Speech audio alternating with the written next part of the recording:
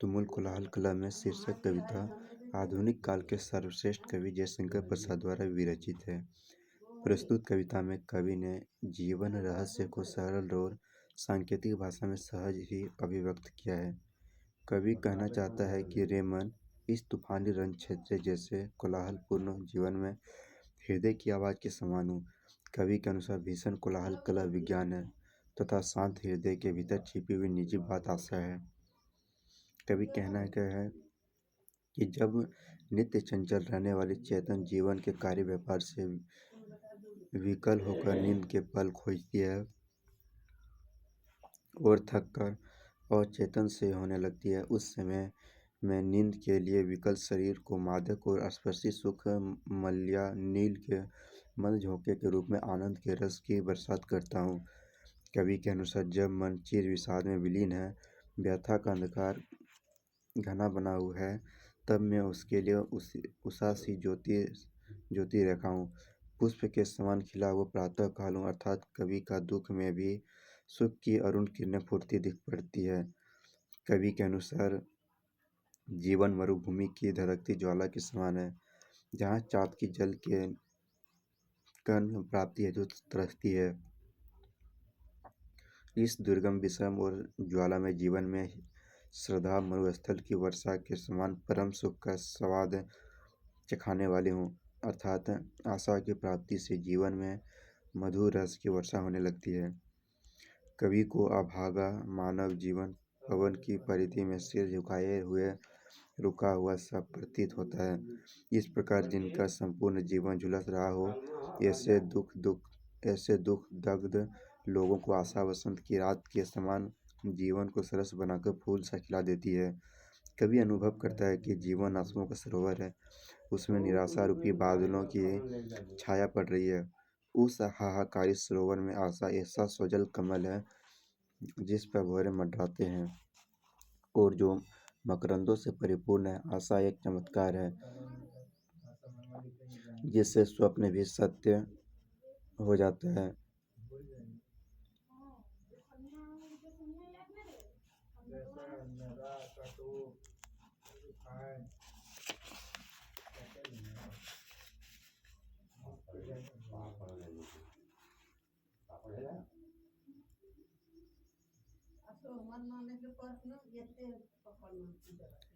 विज्ञान वरदान या अभिशाप। निबंध। विज्ञान मानव की वैसी बौद्धिक क्षमता है जिसके सहारे वह प्रकृति के रहस्यों का उद्भेदन करता है।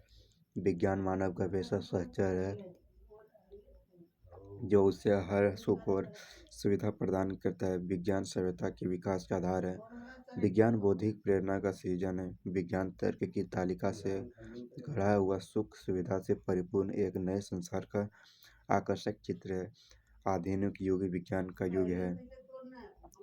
जल, थल और आकाश, इन तीनों क्षेत्रों में इसके आश्चर्य उत्पन्न करने वाले कार्य चमत्कार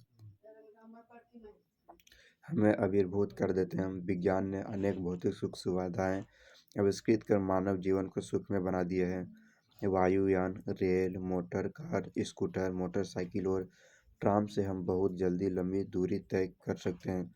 अब तो जमीन के नीचे भी रेलगाड़ियां, मेट्रो ट्रेन चलने लगी हैं। विज्ञान ने ध्वनि की गति से भी तेज चलने वाली रॉकेटों का आविष्कार कर लिया है। विज्ञान अब आकाश के सुदूर ग्रहों पर रॉकेट उतार रहा है। विज्ञान की सहायता से हम चंद्रमा पर उतर चुके हैं।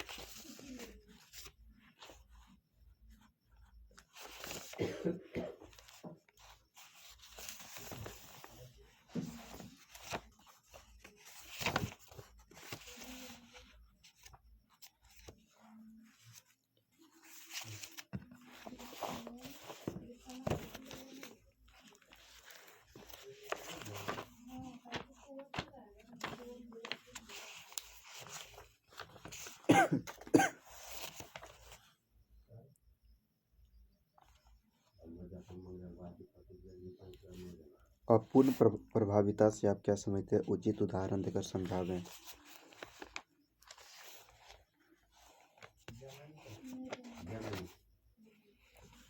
जब दो भिन्न लक्षणों वाले जीव के बीच संकरण के पश्चात उनसे उत्पन्न संतति जनक से भिन्न लक्षण प्रकट करते हैं तो इसे अपूर्ण प्रभाविता कहा जाता है। जैसे सफेद फूल वाले पौधों को लाल फूल वाले पौधों के बीच जब संकरण कराया जाता है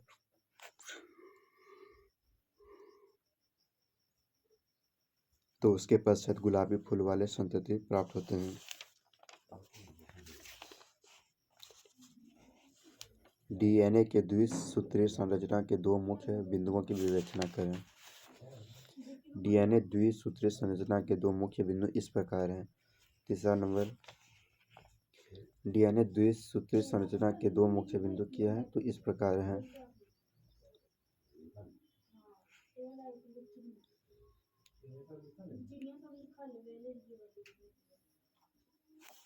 पहला, डीएनए दो पॉलीन्यूक्लियोटाइड से कुंडलित एक द्विसूत्रीय संरचना है जो दाएं हस्त कुंडलित होती है। दूसरा, दोनों स्ट्रैंड यानी कि लड़ी के नाइट्रोजन बेस हाइड्रोजन बंध से बंधे होते हैं।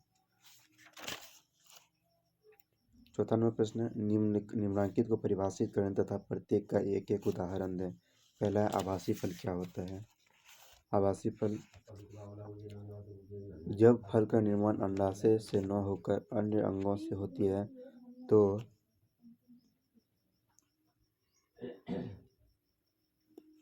इस प्रकार फल को आभासी फल या मिथ्या फल कहा जाता है, जैसे सेब। वास्तविक फल क्या है?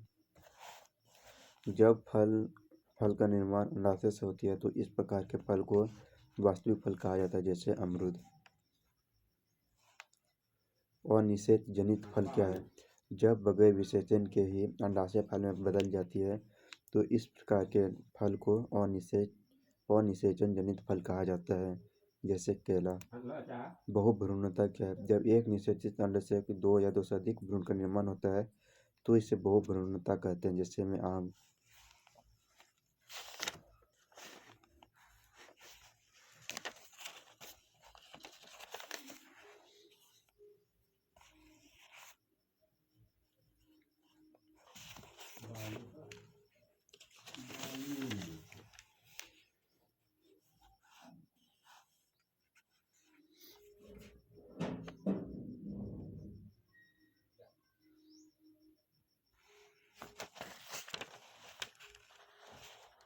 दीर्घ उत्तरीय प्रश्न 16 नंबर है। जनसंख्या नियंत्रण हेतु गर्भ निरोधन की विभिन्न विधियों की विवेचना करें। आंसर इसका है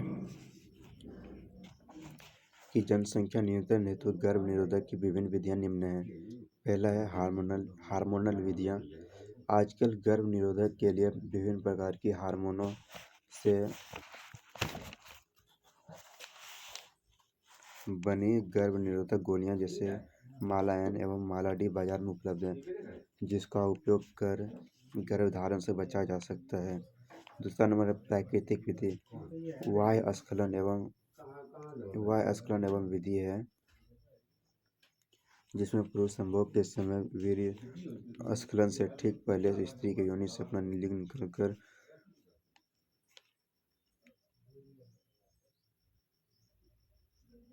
निकालकर वीर्य सेचन से बच सकता है। यांत्रिक विधियां क्या है? इस रोधक साधन द्वारा अंडाणु तथा शुक्राणु को परस्पर मिलने से रोका जाता है। पुरुषों के लिए इस रोधक साधन को कंडोम कहते हैं। यह बाजार में निरोध के नाम से भी उपलब्ध है। यह पतले रबर का बना होता है जिसे संभोग के समय शिश्न में लगा लिया जाता है, जिससे वीर्य योनि में प्रवेश नहीं करता है। इसके इस्तेमाल से एआईडीएस से भी बचाव होता है। डायफ्राम यानी गर्भाशय ग्रीवा टोपी क्या है? यह मानव निर्मित उपकरण है जो रबर से बने होते हैं। सहवास के पूर्व गर्भाशय ग्रीवा को रखकर शुक्राणुओं के प्रवेश को रोक दिया जाता है।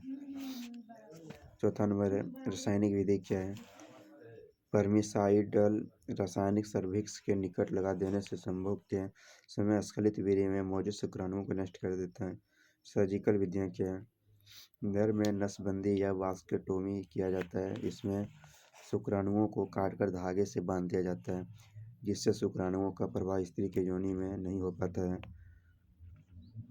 मादा में फैलोपियन नलिका को काटकर धागे से बांध दिया जाता है, इससे शुक्राणु अंडाणु को निषेचित नहीं कर पाता। इसे स्त्री नसबंदी कहते हैं। क्रोमोसोमी या गुणसूत्रीय विकार मानव शरीर में पाए जाने वाले 23 जोड़े क्रोमोसोम की संख्या का संरचना है। किसी प्रकार के परिवर्तन से यह विकार उत्पन्न होती है। कोशिका विभाजन के समय क्रोमैटिड के विसंयोजन में होने वाली गड़बड़ी से संतति कोशिका में एक क्रोमोसोम की कमी या वृद्धि हो जाती है। इसके फलस्वरूप मनुष्य में जन्मजात रोग उत्पन्न हो जाते हैं, जिसका मुख्य उदाहरण टर्नर सिंड्रोम, डाउन सिंड्रोम तथा क्लाइनफेल्टर सिंड्रोम आदि है। पहला है डाउन सिंड्रोम। क्या है कि जब मनुष्य के 21वें जोड़े के क्रोमोसोम में एक क्रोमोसोम की वृद्धि हो जाती है तो डाउन संलक्षण या डाउन सिंड्रोम नामक बीमारी बच्चों में उत्पन्न होती है। इस प्रकार यह ट्राइसोमी या क्षमा का उदाहरण है। इस रोगी का कद छोटा हो जाता है। क्लाइनफेल्टर सिंड्रोम क्या है? यह भी ट्राइसोमी कारक का उदाहरण है, लेकिन इसमें लिंक क्रोमोसोम एक्स की एक अतिरिक्त प्रतिलिपि के मौजूद रहने के चलते मानव कोशिका में 47 क्रोमोसोम यानी कि 44 प्लस एक्स एक्स वाई हो जाता है। यह संलक्षण पुरुषों में पाया जाता है। इस प्रकार के पुरुषों में बांझपन का गुण पाया जाता है, क्योंकि इनमें शुक्राणु बहुत कम बन पाते हैं। तीसरा नंबर टंडन सिंड्रोम क्या है? जब मनुष्य के द्विगुणित क्रोमोसोम में एक की कमी हो जाती है तो यह सिंड्रोम उत्पन्न होता है। इस प्रकार यह मोनोसोमी 2n-1 का उदाहरण है। इसमें मानव शरीर जो है में क्रोमोसोम की संख्या 45 रह जाती है। यह संलक्षण नाड़ियों में पाया जाता है। इस संलक्षण में नाड़ियों के अंडाशय अपरिपक्व होता है तथा इनमें द्वितीयक लैंगिक लक्षणों का अभाव होता है। ऐसी स्त्रियां बांझ होती है। 17वां क्वेश्चन है अनुकूली विकिरण। अनुकूली विकिरण जीवों का ऐसा विशेष गुण है जो संरचना और कार्यकी की विशेषताओं के द्वारा इन्हें वातावरण विशेष में रहने की क्षमता प्रदान करता है। पर्यावरण विशेष के लिए अनुकूली विकिरण जीवों के लिए बहुत ही महत्वपूर्ण, क्योंकि यह उन्हें विशेष वासस्थान में सफलतापूर्वक जीवन की विभिन्न क्रियाओं का संपादन करने के अनुकूल होता है, जिससे ऊँट अपनी संरचना के कारण एक गाय या भैंस की अपेक्षा मरुभूमि में जीवन यापन के लिए ज़्यादा अच्छी तरह से अनुकूलित है। कैक्टस एक गुलाब के पौधों की अपेक्षा शुष्क वातावरण में रहने के लिए अनुकूलित है। जलकुंभी गुलाब के पौधे की अपेक्षा जल में रहने के लिए अनुकूलित है। अनुकूलन भी 2 प्रकार के होते हैं, पहला अस्थायी और दूसरा स्थायी। उदाहरण के लिए जब हमारी आँखें के सामने तेज प्रकाश आता है तो हमारी आँखें की पुतलियाँ संकुचित हो जाती हैं, यह अस्थायी अनुकूलन है। उसी प्रकार पक्षियों में उड़ने के लिए अग्रपादों का पंखों में परिवर्तित होना स्थायी अनुकूलन है। अथवा जैव प्रौद्योगिकी एक ऐसी प्रक्रिया है जिसमें औद्योगिक प्रक्रमों में सजीवों अथवा उनसे प्राप्त पदार्थों की उपयोग किया जाता है। चिकित्सा के क्षेत्र में उपयोग 1928 ईस्वी में अलेक्जेंडर फ्लेमिंग ने पेनिसिलिन की खोज की तथा 1950 में कई प्रकार की एंटीबायोटिक दवा की खोज हुई और उनका उत्पादन खूब हुआ, जिससे चिकित्सा के क्षेत्र में बहुत मदद हुई। 1953 ईस्वी में वाटसन और क्रिक ने डीएनए की संरचना का पता लगाया, जिससे आनुवांशिक अभियांत्रिकी में सहयोग मिला। 1978 ईस्वी में प्रतिबंधित एंजाइम का उपयोग मॉलिक्यूलर बायोलॉजी में किया गया। इसके बाद जेनेटिकली इंजीनियर्ड इंसुलिन इंटरफेरोन मानव वृद्धि हार्मोन मोनोक्लोनल एंटीबॉडीज हेपेटाइटिस का टीका का आविष्कार भी हुआ और इनका जनमानस के लिए किया जाने लगा। 1990 का बाद पुनर्योग डीएनए प्रौद्योगिकी का व्यावहारिक उपयोग बड़े पैमाने पर मानव स्वास्थ्य के लिए किया जाने लगा। जैव प्रौद्योगिकी के द्वारा ईस्ट तथा एल्कोहल वृद्धि हार्मोन टीका या वैक्सीन एंटीबायोटिक एंजाइम कार्बनिक अम्ल इत्यादि का उत्पादन हुआ, जिससे चिकित्सा के क्षेत्र में इसके उपयोग से ही अधिक लाभ हुआ। आनुवांशिकी द्वारा तैयार इंसुलिन का उपयोग मधुमेह होने के लिए किया जाता है। मानव वृद्धि हार्मोन का उपयोग मनुष्य के बौनापन दूर करने के लिए किया जाता है। टीका वैक्सीन के द्वारा हेपेटाइटिस बी, हैजा, मलेरिया इत्यादि का निदान किया जाता है। एंटीबायोटिक के द्वारा अनेक प्रकार के खतरनाक सूक्ष्म जीवाणुओं की वृद्धि को रोका जा सकता है। उपार्जित प्रतिरक्षा न्यूनतम संलग्न एड्स की एक बहुत ही खतरनाक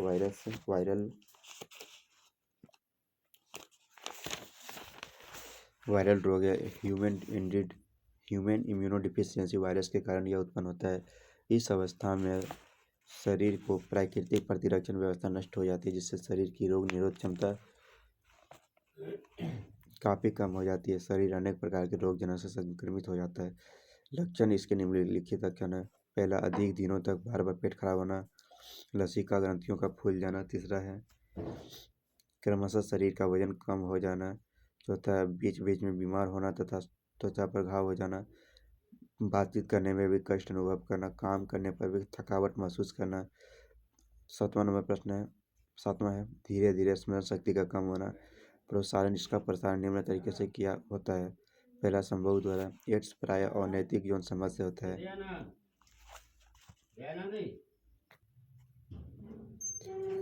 रुधिर ब्लड अध्ययन द्वारा एड्स से पीड़ित व्यक्ति का खून स्वस्थ व्यक्ति को चढ़ाने से वह भी पीड़ित हो जाता है। तीसरा है HIV से संक्रमित इंजेक्शन की सुई के व्यवहार से। एड्स से पीड़ित व्यक्ति गर्भवती महिला के विषाणु भ्रूण में जाकर गर्भस्थ शिशु को भी संक्रमित कर देता है। चौथा नंबर है एड्स से पीड़ित गर्भवती महिला विषाणु भ्रूण में जाकर गर्भस्थ शिशु को संक्रमित कर देता है। रोकथाम के इसका और नैतिक यौन संबंध से अपने आप को दूर रखना। दूसरा है खून अध्ययन के पहले रक्तदाता की जांच करना। तीसरा है सुई का प्रयोग केवल एक ही बार करना चाहिए। चौथा नंबर दूसरे व्यक्ति के द्वारा उपयोग किए जाने वाले शेविंग रेजर, टूथब्रश का उपयोग नहीं करना चाहिए। पाँचवा नंबर है मैथुन के समय कंडोम का इस्तेमाल करें। अथवा जैव विविधता क्या है? जैव विविधता शब्द का प्रयोग पृथ्वी पर पाए जाने वाले सभी पौधे, जंतुओं तथा सूक्ष्म जीवों की विविधता के लिए किया जाता है। जैव विविधता प्राणियों में पाए जाने वाले सभी जीन, स्पीशीज तथा पारितंत्र को अपने में समाहित करता है। जाति विविधता का पारिस्थितिक तंत्र में महत्व। कई दशकों तक पर्यावरणविदों का यह मानना था कि जिस समुदाय में अधिक जाति होती है वह पारिस्थितिक तंत्र कम हो जाती है वाले मानना था कि जिस समुदाय में अधिक जाति होती है वह पारिस्थितिक तंत्र कम हो जाती है वाले समुदाय से अधिक स्थिर। डेविड टिलमैन ने लंबे समय तक प्रयोग कर बताया कि जिस भूखंड पर अधिक जातियां होती है उनमें वर्ष दर वर्ष जैव भार में कम विभिन्नता पाई जाती है। उन्होंने यह भी बताया कि स्पीशीज विविधता बढ़ने से उत्पादकता में वृद्धि होती है। पृथ्वी पर मानव जीवन के अस्तित्व के लिए अच्छा जाति समृद्धि आवश्यक है। ये विविधता के क्षति के मुख्य कारण है। पहला, आवासीय क्षति या विखंडन। यह वैसे विविधता की क्षति का मुख्य कारण है, जिसका उदाहरण कटिबंधीय वर्षावन है। दूसरा नंबर, अतिदोहन। मनुष्य अपने लाभ के लिए सदियों से प्रकृति का दोहन करता आ रहा है, जिसके कारण अनेक प्रजातियां विलुप्त हो गई है। तीसरा नंबर है विदेशी जातियों का आक्रमण, जब बाहरी जातियां पारिस्थितिक तंत्र में प्रवेश करती है। चौथा है सह विलुप्तता, जब पौधे की एक जाति विलुप्त हो जाती है तब उस पर आधारित दूसरों जंतुओं व पादप प्रजातियों में विलुप्त हो जाती है। उदाहरण के लिए कीट द्वारा पौधों में परागण दोनों एक साथ विकसित होते हैं।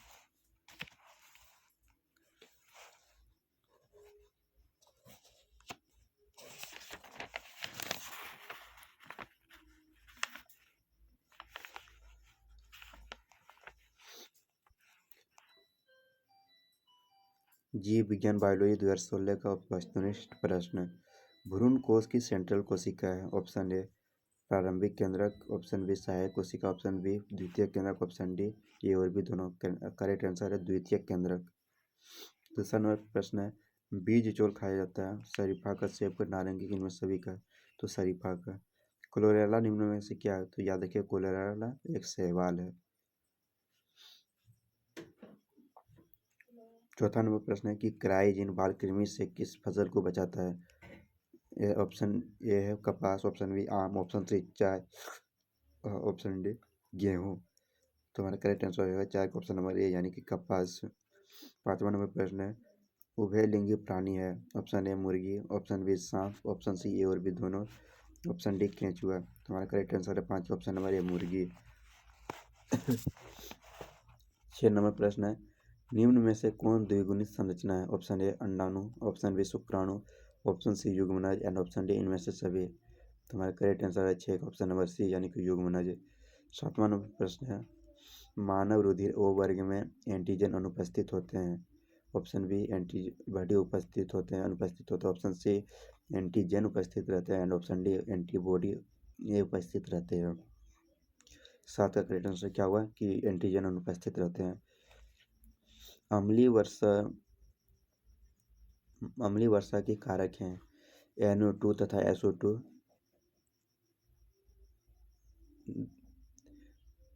9 नंबर क्वेश्चन, लाइकेन सूचक है किसका, तो SO2 प्रदूषण का।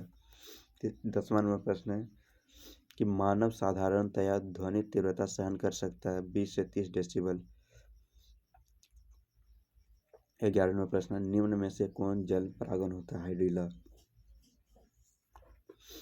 12वां नंबर प्रश्न है कि ट्राइसोमी 2n+1 के कारण बच्चे मंदबुद्धि के हो जाते हैं, उसे क्या कहते हैं, डाउन सिंड्रोम। DNA फिंगरप्रिंटिंग निम्न में से क्या है, DNA typing, DNA profiling.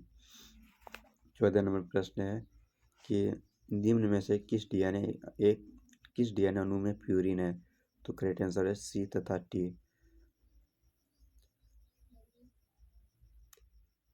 Ads बीमारी में किस कोशिका को नष्ट करता है, तो T4 लिम्फोसाइट। गिर राष्ट्रीय उद्यान विख्यात है, तो सिंह के लिए। न्यूक्लिक अम्ल के नाइट्रोजन बेस के बीच कौन सा बंधन रहता है। ऑप्शन ए पेप्टाइड बंधन, ऑप्शन बी ईस्टर बंधन, ऑप्शन सी ए और बी दोनों एंड ऑप्शन डी हाइड्रोजन बंधन। करेक्ट आंसर है 17 का ऑप्शन नंबर ए पेप्टाइड बंधन। 18 नंबर प्रश्न है,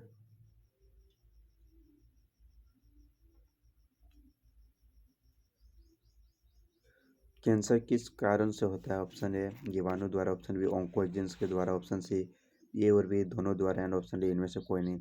तो 18 का हमारा करेक्ट आंसर है ऑप्शन नंबर बी यानी कि ऑन्कोजेंस के द्वारा। 19 नंबर क्वेश्चन है, कल्याण सोना किसका किस्म है। ऑप्शन ए गेहूं की प्रोन्नत किस्म का, ऑप्शन बी सोना का, ऑप्शन सी ए और बी दोनों का, ऑप्शन डी इनमें से कोई नहीं। तो करेक्ट आंसर है 19 का, कल्याण सोना किसका किस्म है, तो गेहूं की प्रोन्नत किस्म का। 20वां नंबर प्रश्न है, निम्न में से कौन एकल कोशिका प्रोटीन है। Option A spirulina, option B chlorella, option C scenedesmus, option D इनमें से सभी। तो करेक्ट आंसर है 21 का ऑप्शन नंबर ए कायिक भ्रूण।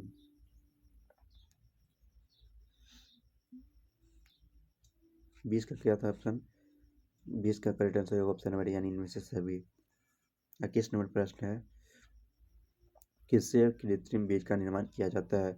ऑप्शन ए कायिक भ्रूण, ऑप्शन बी भ्रूण भ्रूण, ऑप्शन सी ए और बी दोनों एंड ऑप्शन डी इनमें से कोई नहीं। हमारा करेक्ट आंसर है 21 का ऑप्शन नंबर ए कायिक भ्रूण। 22 नंबर प्रश्न है कि DNA के एक पूर्ण घुमाव में नाइट्रोजन बेस के कितने पेयर्स होते हैं। Option A 5, option B 10, option C 15, option D 20। Correct answer है 22 का ऑप्शन नंबर बी यानी कि 10। निम्न में से कौन विषाणु जनित रोग है। Option A flu, option B polio, option C AIDS, option D इनमें से सभी।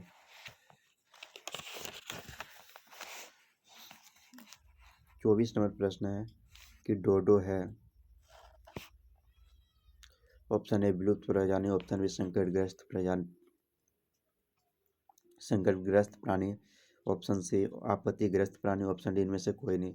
तो 24 का हमारा करेक्ट आंसर क्या है, ऑप्शन नंबर ए यानी विलुप्त प्राणी। 25 नंबर प्रश्न है, जीवाणु में पाया जाता है। Option A plasmid DNA, option B RNA, option C A और बी दोनों, ऑप्शन डी इनमें से कोई नहीं। करेक्ट आंसर है 25 का ऑप्शन नंबर बी यानी कि दोनों।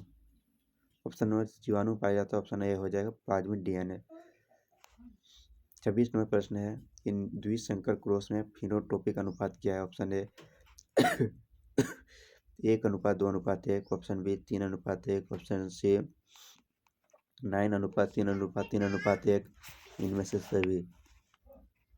करेक्ट आंसर है 26 का ऑप्शन नंबर सी, यानी कि 9:3:3:1। सूक्ष्म प्रजनन में कराया जाता है ऑप्शन ए और लैंगिक प्रजनन दूध से दही बनाने में किस जीवाणु का उपयोग होता है ऑप्शन बी लैक्टोबैसिलस। तो इस प्रकार से हम लोगों ने लगभग 28 प्रश्नों को कर लिए। अब हम लोग देखेंगे इसका लघुत्तरीय प्रश्न अगली वीडियो में। धन्यवाद।